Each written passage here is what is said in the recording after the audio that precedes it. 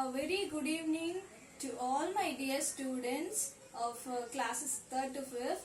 Today we are going to see a very new topic, that is subject and predicate. Subject and predicate. S-U-B-J-E-C-T.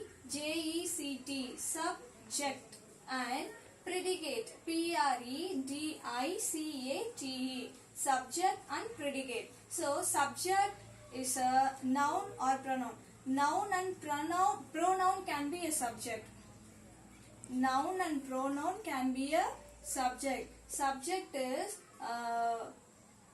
for what we talk or whom we talk about is a subject. So the subject is a doer of the action. The subject can be a noun or pronoun. Then the rest of the sentence is called a predicate. So the rest of the sentence is called a predicate, and the predicates will have verb. It might be a main verb or auxiliary verb. So in the predicate we'll be having verb. So noun and pronoun can be a subject, and if a sentence has verb, then that part of sentence will be called as predicate. So I have written few examples here. We have won the match just now. So the sentence is talking about we, the person. So here we is a subject and we is a pronoun. So as I told you, the pronoun also can be a subject. So the subject is the doer of the action here. So who is the doer of the action here? Who is doing the action here? We. So here we is the subject. Then have won. So this is the verb. So as I told you, predicates will have verb. So have won the match just now is a predicate. So predicates will tell about the subject. Then Priya and I are friends. So here the subject is Priya and I. Here we have plural subject.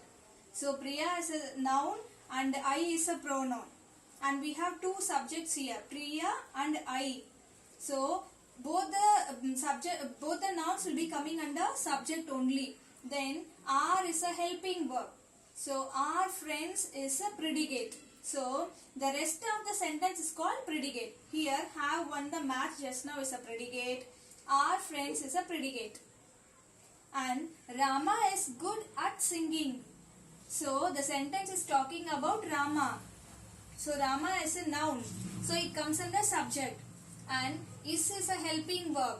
So is good at singing is predicate. So predicate, see, predicate in all the sentence, predicate will have verbs. So here we have helping verb and main verb together.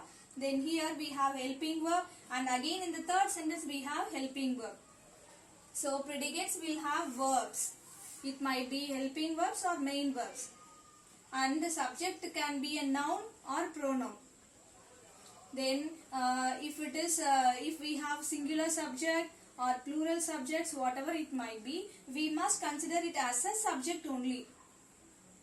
So I repeat, subject can be a noun or pronoun, or then predicates is the rest of the sentence is called a predicate. Then predicates will have verb. So today we have seen about subject and predicate. So I hope that now you can understand. Now you have understood how you have to split the subject and predicates in the sentence. So in the next video, you will be seeing the other examples of subject and predicate. Thank you, students.